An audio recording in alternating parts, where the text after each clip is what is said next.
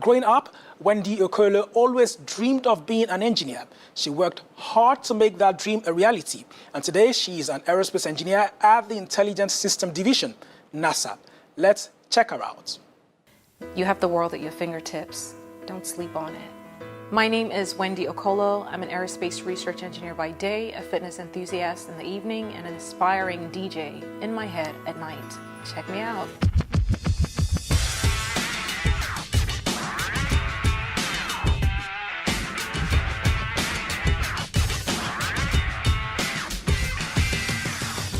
Grew up here.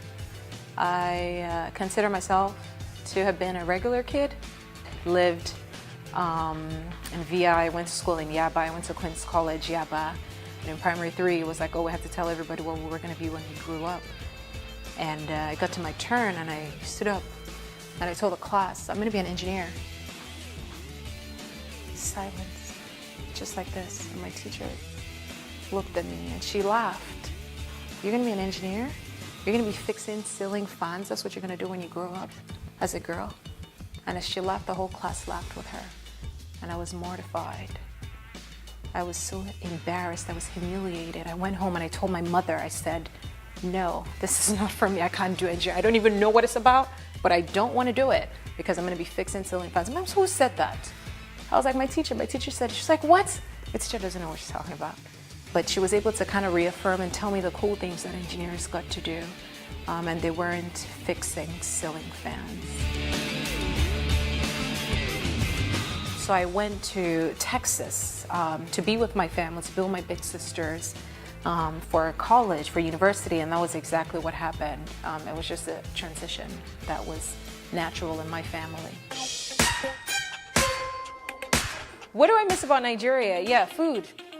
Food at all times, any type of food I want, particularly fried yam, and just having access to yam, and more yam. I miss that.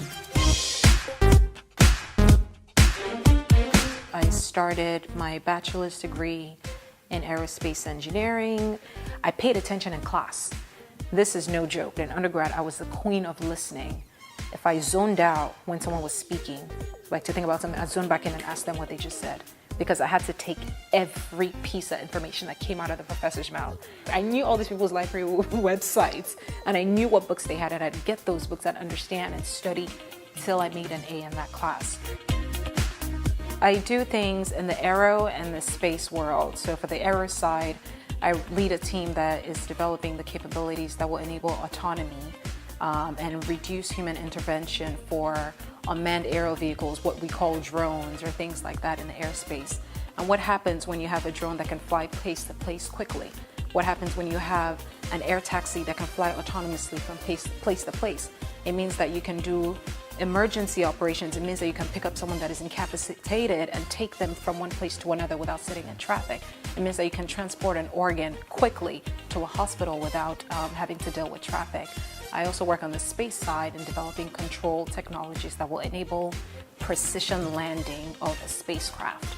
So how can you reduce the footprint of landing something on another planet or bringing something back to Earth? And when you reduce that footprint in terms of you have a smaller area that you can do like a rescue to find the thing or to find the spacecraft, it basically just enables autonomy.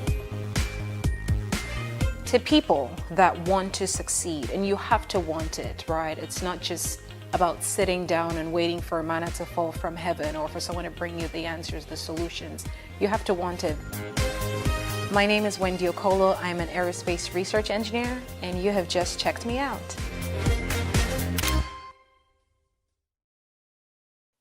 Great